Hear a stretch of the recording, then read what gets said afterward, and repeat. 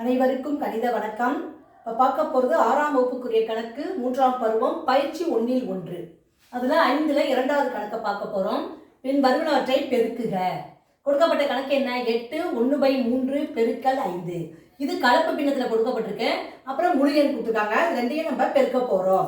பின்ன பெருக்கலை பொறுத்த வரைக்கும் சுருக்க முடிந்தால் சுருக்கிட்டு பகுதியும் பெருக்கி பகுதியில் எழுத வேண்டும். தொகுதியும் பெருக்கி தொகுதியில் இட வேண்டும். இதான் இதுக்குள்ள பேசிக்கு. இப்போ இந்த கணக்கை பொறுத்த வரைக்கும் கலப்பு பின்னமாக கொடுத்ததை ஃபர்ஸ்ட் நம்ம என்ன பின்னமாக மாற்ற போகிறோம்? தகா பின்னமாக மாற்ற போகிறோம். அதுக்கு என்ன செய்வோம்? பகுதியால் பெருக்கி தொகுதியை கூட்டி தொகுதியில் இட வேண்டும். பகுதியை அப்படியே எழுத வேண்டும். 8 3 24 24 1 25/3. கலப்பு பின்னத்தை தகா பின்னமாக மாற்றிட்டோம். பகுதியால் பெருக்கி தொகுதியை வைத்து கூட்டி தொகுதியில் எழுதணும். பகுதியை அப்படியே எழுதணும். பெருக்கல் என்ன கொடுக்கப்பட்டிருக்கு? 5. இந்த நம்பரை பொறுத்த வரைக்கும் பகுதியும் தொகுதியும் சுருக்க முடியாது.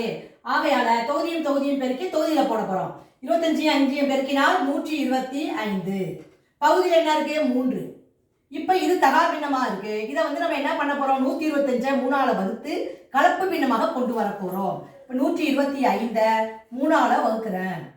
வகுத்தால் 4 3 12 0. இந்த 5 இறக்கி போடுறோம். 5ல் 3 ஒரு தடவை இருக்கு. 1 3 3 மீதி 2. இதை எடுத்து எழுதுறப்ப எப்படி எழுதுவோம்? ஈவு தான் முழு எண் பகுதி. மீதி தொகுதியில் எழுதணும். வகுக்கிற எண் பகுதிக்கு வந்துடும். அப்போ இந்த கணக்கை பொறுத்த வரைக்கும் 41 2/3 என்பது இந்த கணக்குக்குரிய விடையாகும். புரிஞ்சுங்களா?